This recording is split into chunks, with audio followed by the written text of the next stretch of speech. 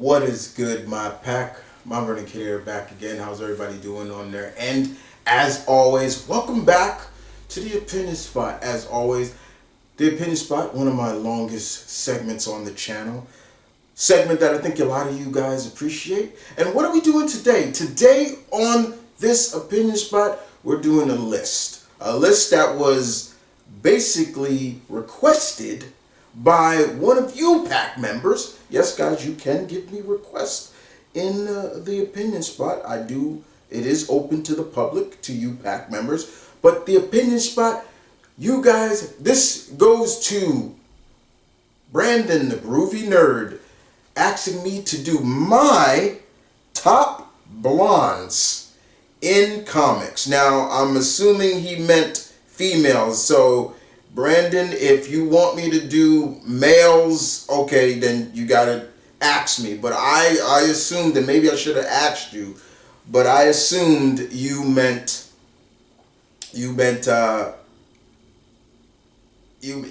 females. So we'll leave it at that, females. Now, when we look at blondes get a bad rap. As always, we think of blondes and we think of, well, this. Husbands say he is basically more urban or rural. Kathy? I don't know what they mean. Yeah, we think of that dumb, just good looking, just that's it. That's all we look at them for. You know, but in comics, it's a little different. It's a lot different, my pack. In the comics, it's a lot different. And there's a lot of blondes in the comics that I actually love and respect and don't really like seeing bad things happen to them in the comics. So Brandon, this is for you, my man. We're going 10. So let's get to it. One. So number one on the list of this we go into is Dinah Lance, aka Black Canary. I wouldn't have a list. I couldn't put this character. This character would not be on the list if I didn't mention her. Black Canary, Dinah Lance, or Dinah Drake, because at one point her mother was first Black Canary. I'll take the story of pre-52. Grew up with the JSA, learned from the JSA, learned from Wildcat, also learned martial arts, one of the founding members of the Birds of Prey, the Canary Cry. Man, if you hit that, you know what? I bet she'll blow your eardrums out. I better stop with that one. But at the same time, Dinah, I love her. I love Black Canary. I've always loved Black Canary. And it's funny because in the she wasn't blonde. She used to wear a blonde wig. She was raven haired, and that was pre-crisis, before and then later on. But then they just made her natural blonde. But she's that type of blonde that can kick your ass, and you probably love it when she does it because Dinah is a badass nonetheless. Two. Number two on the list, we go to the world of Marvel. And with that being said, to me, this person is she is on the Mount Rushmore of the ladies of Marvel, in my opinion. When I think about the ladies of Marvel, who would be on the Mount Rushmore, this woman comes to mind. And that woman is none other than Susan Storm Richards, there you go, aka the Invisible Woman. The heart and soul of the Fantastic Four. Nobody can tell me any differently. To me, she is also the glue that keeps the Fantastic Four together. I love Sue. Give Sue nothing but a lot of credit. Adventurer, superhero, mom, what a mom she is. And a one woman that can put Reed in her place and say, stop what you're doing and pay attention to me. Let's put it like that. Because sometimes Reed gets too far in his work and he don't get enough time to, I'm sorry, I gotta stop doing that. But yes, at the same time, Yes, Sue. And she considers, I believe by many, she's considered the most powerful out of all of them. I love Sue. I love I remember, I'll never forget the Civil War, a storyline I hate to death, but I will say this. She put Reed in her place when she said to Reed, whenever you get around Tony Stark, you become like an impetuous child, like a child who's met his idol. You can't think, it's ridiculous. And when Sue found out that Reed was responsible for the Prison 42 and everything like that, you know, she was like, I'm doing this to protect you. And she basically made a force field that shot through the roof of the Fort Freedom Plaza and was like, do I look like I need protection, Reed? I love Sue. She doesn't get enough credit where credit is due. She's not the damsel in distress. She is the Invisible Woman. And she is on my Mount Rushmore in terms of the 4 real faces of Marvel. 3. Number 3 on that list, we are going to the world of swords, sorcery, gods. And who is that? Brunhilde, Valkyrie. Yes, people. You think I would not have Valkyrie on this list? I love me some Brunhilde. Considered by far the most powerful female Valkyrie, or one of the strongest female Asgardians. I love Valkyrie. You know, yes, they changed her in the MCU, but nobody can take away from what she is in the comics. Hell, they even introduced Tessa Thompson's version of her in the comics. But at the same time, when you think about Brunhilde, you're thinking the blonde that you see now. You're thinking that's the Valkyrie that you're thinking. I've always loved her. She's been an asset to every team she's been on. She has showcased the skills that put her up against all the upper, less Asgardians, especially females or shield maidens. Who's the other shield maiden that comes to mind? Sif? Yes. But outside of that, Valkyrie is great. 4. Number 4 on the list, we stay in Marvel. We stay in Marvel. And if you didn't think I was going to have this woman on the list, you smoking. Carol Danvers. Carol Danvers, a.k.a. Ms. Marvel, a.k.a. Warbird, a.k.a. Binary, a.k.a. Captain Marvel.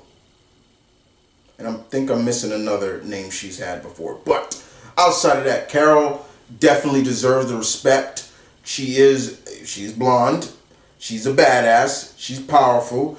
Coming up soon, she will be leading the Avengers once again under Jed McKay's run. But more importantly, she is who she says she is. She's come a long way. And what a dynamic origin Carol has had. She was just considered, you know, I guess you could say, because she was called Ms. Marvel. But you see how elevation and how she has evolved as a character to now she is like one of the quintessential females in Marvel. Because at some point in time, many people just like, I've seen it myself, many would just say, oh, that's just a woman that Rogue put into a coma and took her powers from. That was almost considerably her claim to fame. But there's more to Carol than just that. There are the times that she was with the X-Men, especially when she was tapping into her binary powers. Man, the point is, she is who she is. And I understand there's some people that don't like her now, especially because of certain situations that have been written about her. But at the end of the day, Carol Danvers, Captain Marvel, is good. Nonetheless, believe that. 5. Next on the list, of course, I'm gonna put these two women together because kind of they are the same. Just one is just an older version of her, in a sense. And you got, but Supergirl and Power Girl at the same time. Yes, Supergirl, Kara Zor-El, Superman's cousin, older cousin. Yes, she's not the younger cousin, older cousin, and her Earth 2 counterpart, Power Girl, who is basically what would have happened if Kara grew up, basically, and got well developed and was more skilled and trained, in a sense. But she goes under the name Karen Starr. But I love both of them. Let's get the nastiness out of the way. Yes, Power Girl shows off the boobies. Okay, yes, okay. But as she always says, eyes up here. You focus on the eyes, don't focus on these, because she's more than meets the eye. I love Power Girl, always have. I love that she's gained knowledge from her own world, but also the experience from being a part of the JSA. She's been with the JSA for a long time. And even when DC always tries to reboot their universe, but they still keep Power Girl in there somehow. With Kara, same thing. Kara Zor-El, aka Supergirl, is Superman's cousin. Now she looks younger, and there's reasons for that. But in reality, she is the older cousin, and in many cases, probably even more powerful than her younger cousin, Kal-El. She has been able to demonstrate things that Superman can't do, and I appreciate that. But more importantly, she has earned her spotlight. Both of these ladies have. They are blonde, they are powerful, but at the same time, they break that stereotype to a degree of what we saw in the beginning of the video. They're not dumb. They're pretty, but they're not dumb. 6. Next on the list, we go to Marvel once again, and this young lady, or woman, has had a wild origin. And we're talking about little snowflake, Magik, Illyana Rasputin. Illyana, the younger sister to Mikhail Rasputin and Pyotr Rasputin, aka Colossus. And they have an older brother too who's also a mutant. Magik is a teleporter. Great teleporter. Like many of the teleporters in that are mutants. But she's also the queen of Limbo. And she carries the soul sword. Magik is not the little snowflake. Well, she'll always be little snowflake to her brother, but at the same time, she is kind of evolved from that, and evolved she has, because she has become so powerful and so dedicated to not just the X-Men and her family, but also just to the Marvel supernatural world. When we think about Marvel, we think she's always involved in it. Hell, she's even a part of the Strange Academy. So she is a mutant, but she's also based in the mythology and supernatural base. And of course, like I said, she is the queen of Limbo. I believe she still is. But at the same time, nobody really fucks with her. Nobody's going to mess with Illyana. Trust me on that. And when she comes, you see her coming with that sword and that arm. You're like, oh, here she comes. 7. Number 7 on the list we go to is Namor. Namor's cousin. Now, we've seen Namor debut in Black Panther, Wakanda Forever. Cool, great, nice, but at the same time, Namor is the total opposite of her cousin. Total opposite of her cousin. While Namor is kind of like, oh, I hate the surface world, I will crush the surface world, blah, blah, blah, blah, blah. Namor is more like, there's beauty in the surface world as well than just what you are preaching, cousin. Because Namor spends more time amongst the surface dwellers than her cousin does. Namor has had a lot of different tales of showcasing what she can do, and in doing so, her daughter has found solace in the surface world, named Marita. But Namora definitely is one of them I love. I love her more than I love her cousin. You know, her cousin can go suck a sometimes you know what. I'm not trying to get on YouTube, but yeah, just something about him I just can't get around. But Namora in the comics is just a different side. She is a founding member of the Agents of Atlas. She has had, she was in a big relationship with the Agents of Atlas leader, Jimmy Woo. Anything Namor could do, she could do. They are hybrids. She's a hybrid just like her cousin. Her skin is not blue like more normal Atlanteans. So when she comes out the water, it's not blue. It's the peachish skin. Her daughter is different. It kind of goes back and forth. But with Namora, it's not like that. She's caring. She's very protective of the people she loves. A great teammate. What more could you want in an Atlantean like Namora? 8. Number 8 on the list, we go to, again, another great character that I think doesn't get enough credit, but she is a member of the great duo of light and darkness. Who are we talking about? Tanner, aka Dagger. One half of Cloak and Dagger. I keep saying, Marvel, y'all need to just have them two get married, because Tyrone loves her and she loves Tyrone, and y'all need to just marry them two off. Cloak and Dagger. But Dagger, I love the emphasis on, she not only is she a great partner for Cloak, she also helps Cloak. You know, they're from different sides of the track. She came from privileged background. Tyrone did not. But when they met, it was like this. And ever since then, they have been at the heels with each other like this. So I remember when we thought she died, she came back. She was resurrected. Like the dying light, she rose. Again, I love the idea of, like, she can throw these light daggers, like she can turn just light into a weapon.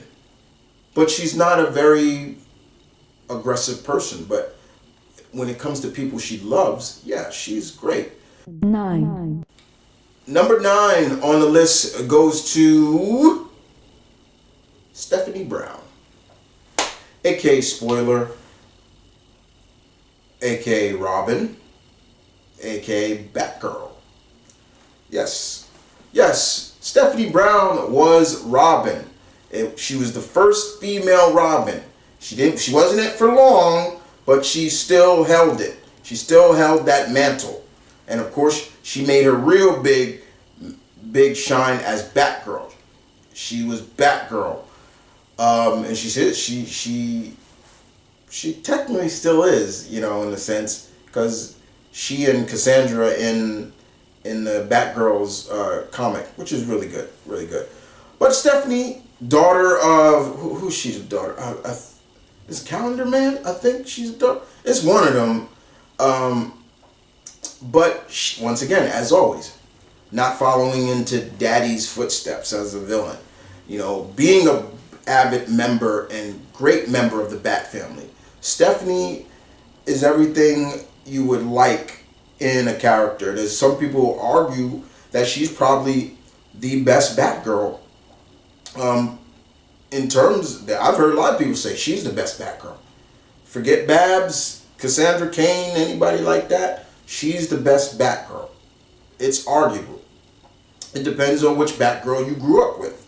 With me, I went through all the Batgirls, so I have my favorites. But she was a good Batgirl. She really was. And when now that she's back under her old Spoiler costume and look, I'm cool with it. But at the same time, Stephanie has been a lot of different. She's been a lot.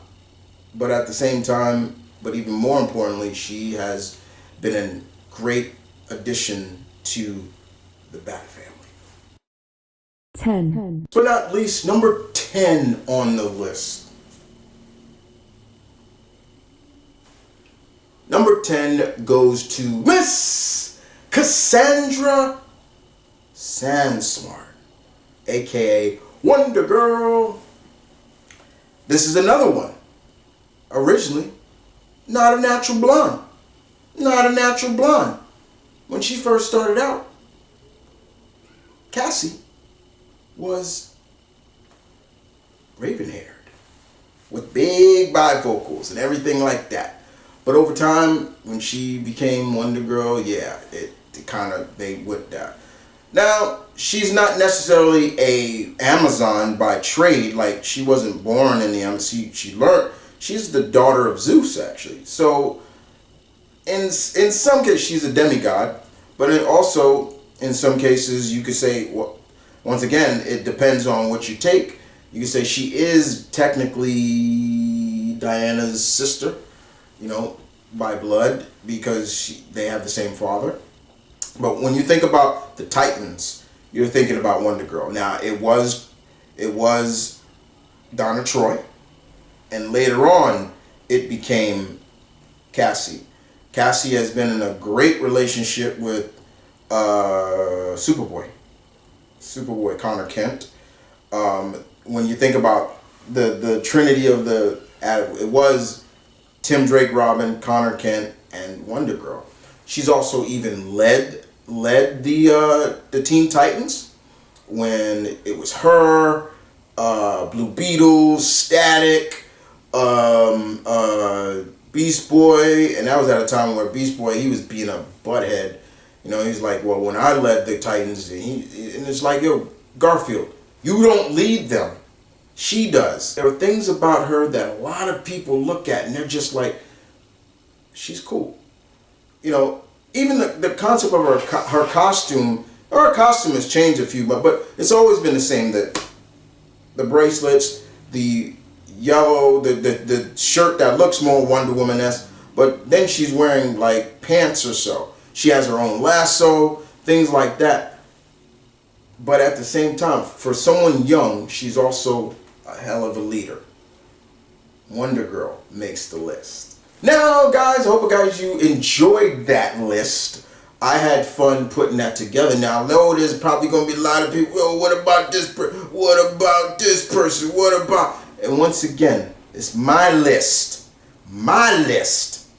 Not yours. If your list is different, feel free to put it down in the comment section down below. If this was a top 20, yeah, there'd be more. But it was a top 10, so I had to really think about it. But I want to thank pack member Brandon, the Groovy Nerd. Thank you for this. I appreciate your you doing this, asking me to do this. I had a lot of fun putting this together. And this is the final opinion spot for the month of January. We move on. If you've been looking at the list, what's coming next? Well, I'm here to tell you what's coming next. Next on the opinion spot, I'm going to do another list. It's going to be February in another week. And for the first week of February, the first opinion spot of February, we will be doing Black heroes that I still want in the MCU. Be there or be square. But in the meantime, my pack, this is M.V.K saying peace, one love, stay tuned, keep it real. I'm channeling my Axel Foley, as you can see. Channeling Axel Foley here. But at the same time, y'all take care. Deuces.